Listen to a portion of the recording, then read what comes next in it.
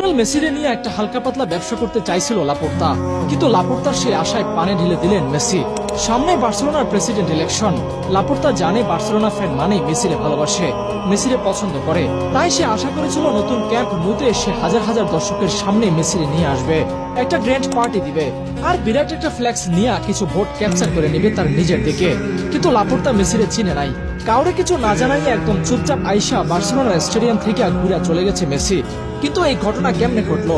কিভাবে মেসির মতো একজন বার্সার লিজেন্ড বার্সেলোনার মাঠ থেকে ঘুরে চলে গেল, অথচ বার্সার কেউ টের পাইল না? আসলে কি মেসি চুপি চুপি আসছে, নাকি এটা কোনো গেম? আসলে একটু শুইনা নেই। স্পেনিশ গণমাধ্যম স্পোর্টের প্রতিবেদন অনুযায়ী জানা যায়, মেসি গত পরশু আনুমানিক দুপুর 2:30টার দিকে মায়ামির ফোর্ট লডারডেল বিমানবন্দর থেকে প্রাইভেট জেটে বার্সেলোনায় পৌঁছান মেসি। মেসির সাথে ছিলেন মেসির বডিগার্ড খ্যাত ডিপল। দুজনেই আর্জেন্টিনা জাতীয় দলের হয়ে সোমবার স্পেনের আলিকান্তেতে অনুশীলনের কথা থাকায় একদিন আগে এসে বার্সেলোনায় কিছু সময় কাটানোর সিদ্ধান্ত নেন। অনেকেই হয়তো জানেন বার্সেলোনায় মেসির নিজের ঘর আছে।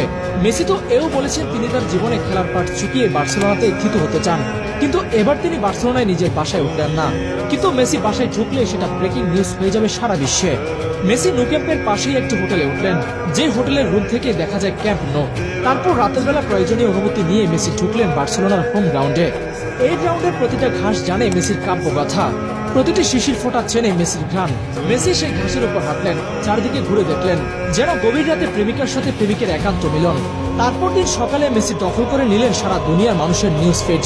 ঘুম ভেঙে দুনিয়ার যে প্রান্তের মানুষ ফোন হাতে নিলেন, তারা প্রায় সবাই একটা ছবি দেখে ফেললেন, আর সেটা হলো মেসির নো ক্যাম্পের যাত্রা।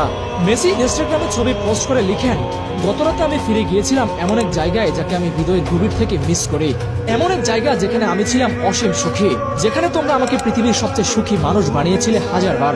আশা করি একদিন আমি ফিরে আসব, শুধু বিদায় জানাতে নয়, কারণ খেলোয়াড় হিসেবে আমি কখনো সত্যিকারের বিদায় নিতে পারিনি।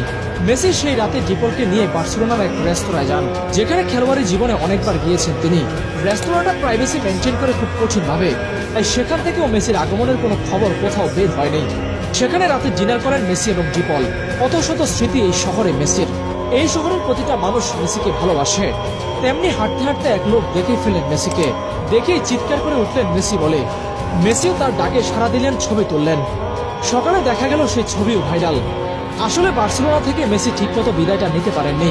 বার্সেলোনা থেকে মেসির প্রাপ্য ছিল সবচেয়ে আলোকিত, সবচেয়ে বেদনাবিদুর এক বিদায়, কিন্তু মেসির কপালে আর সেটা জুটল কই। এই দুঃখটা যেমন মেসির ফুরায়নি, তেমনি ফুরায়নি মেসি ভক্তদেরও। বার্সা কি মেসিকে একটা উপযুক্ত ফেয়ারওয়েল দেবে?